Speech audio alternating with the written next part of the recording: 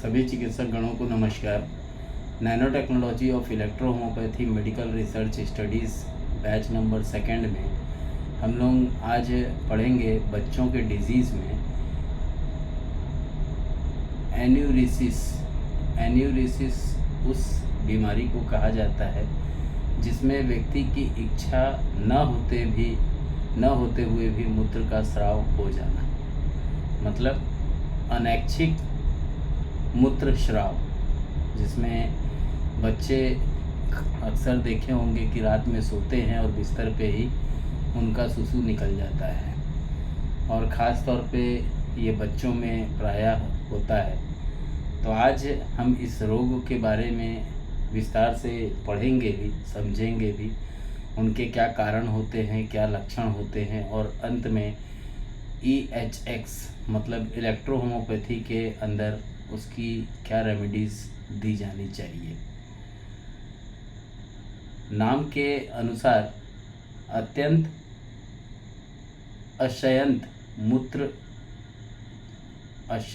मूत्रता, अनैच्छिक मूत्र त्याग, मूत्र का अनैच्छिक रूप से छूट जाना या निकल जाना, इसको नॉक्ट्रल एन्यूरिसिस या शय्या मूत्रता कहते हैं।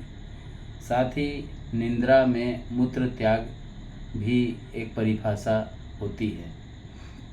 अगर परिचय से हम बात करें तो इस परिस्थिति में 3 वर्ष की आयु से अधिक के जो बच्चे होते हैं वो रात में अचानक अनजाने, जानबूझ के नहीं करते हैं, अनजाने मन से उनके बिस्तर पे पेशाब हो जाती है। कारण क्या है इसका? उचित परीक्षण न मिल पाना। मतलब बच्चा जब 18 महीने 2 साल का होता है तो उसको सिखाया जाता है कि आपको पेशाब कहाँ करना है और रात में सोने से पहले पेशाब क्यों करना है, सिखाते हैं। मूत्र नियंत्रण की जो प्रक्रिया होती है, प्रतिक्रिया, वो विकसित नहीं होती है। भावनात्मक अस्थिरता रहती है, भय होता है, कई बार बच्चों में डर रहता है कि वहाँ भूत है, अंधेरा है, डार्क है, तो वहाँ नहीं जाना है, बच्चे को सिखाया जाता है। तो जब यूरिन लगता है तो उसका प्रोसेस भी बताना चाहिए कि जब आपको सुसु लगे तो कोई भूत नहीं होता है, कोई इस तरीके का नहीं होता है। मतलब उसको कन्फ्यूज़न और डर के भय से व्यक्ति, जो छोटा बच्चा होता है, वो सुसु बिस्तर पे कर देता है। असुरक्षा महसूस करता है तो उस टाइम पे भी अक्सर बिस्तर पे ही सुसु कर देता है। कई बार फाइमोसिस की केसेस में भी, जहाँ पे लिंग की अग्र त्वचा जो होती है वो कसी हुई होने के वजह से भी सोने पे सुसु निकल जाता है। मूत्राशय या मूत्र नली में कोई संक्रमण हो, इन्फेक्शन हो, तो उस कंडीशन में भी सुसु बच्चों का निकल जाता है। आंतों में अगर इंटेस्टाइन के अंदर, इंटेस्टाइन मतलब आंत के अंदर अगर वॉर्म्स हों तो भी सुसु बिना जानकारी के बच्चों में निकल जाता है। मानसिक रूप से अगर विकसित नहीं होगा बच्चा तो भी अक्सर बिस्तर पे पेशाब कर देता है। इसका उपचार जो होना चाहिए, जो लक्षण के अनुसार, 18 माह से जो बच्चे होते हैं, 18 माह के उम्र के बच्चे जो होते हैं, उनको पेशाब करने की उचित शिक्षा दी जानी चाहिए। बालक में अगर कोई शारीरिक कष्ट है तो उसे दूर करने का प्रयास करना चाहिए। रात को सोने से पूर्व बालकों को पेशाब करा देना चाहिए। बालकों मतलब बच्चा, चाहे फिर वो मेल हो, चाहे फिर वो फीमेल क्यों ना हो। रात को सोने से पहले बच्चे में पेशाब कराने की आदत पकड़ानी चाहिए। बालक को रात में उठकर 3-4 बार पेशाब करवा देना चाहिए। जब उसको लगे तो बिल्कुल करेगा, नहीं होगा तो इच्छा तो नहीं करेगा। बच्चे को शाम को 6 बजे से पूर्व में भोजन खिला देना चाहिए। उसके बाद या तो उसे पानी पीने के को न दें तो भी चलता है, बट थोड़ा थोड़ा पानी देना चाहिए। अगर इसकी ट्रीटमेंट की अगर हम बात करते हैं तो इसके अंदर जो उपयोग होने वाला मेडिसिन है इलेक्ट्रो होम्योपैथी के 38 मेडिसिन में से है। ये वाली पुस्तक आप लोग जानते होंगे, इलेक्ट्रो होम्योपैथी पॉकेट डायरी। मैंने बंद कर दी थी ये पुस्तक, हालांकि बहुत ईमानदारी से टोटल 860 पेज लिखे थे। लोगों को पसंद आया नहीं आया पता नहीं, लेकिन इसके बाद इस पुस्तक का मैंने वितरण रोक दिया था पूर्ण रूप से। इसी पुस्तक में एक फार्मूला मैंने लिखा था पेज नंबर 133 पे, रोज बिस्तर पर पेशाब कर देता था। ठीक है, 6 साल का बच्चा था ये, 5 साल का।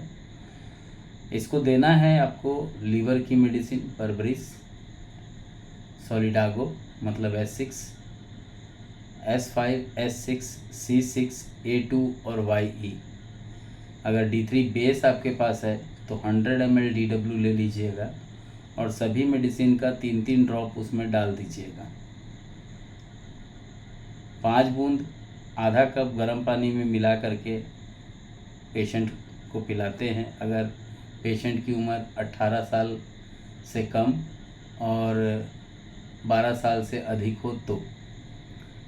लेकिन यही अगर बच्चों में पिलाने की आवश्यकता पड़ती है तो उस कंडीशन में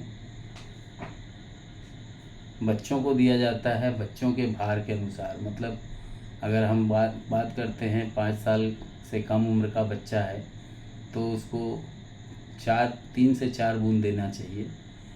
5 साल से ऊपर का बच्चा है 12 साल तक तो उस कंडीशन में उसको 4 से 5 बूंद देना चाहिए। लेकिन 12 साल से 18 साल तक का बच्चा है तो उसको 5 बूंद देना चाहिए। अगर इसमें एक कंडीशन आती है, कई बार कमर के हिस्से में, जो कमर का हिस्सा होता है स्पाइनल कॉर्ड के ऊपर, उसके ऊपर प्रेशर ज़्यादा होता है तो कभी कभी दर्द आता है।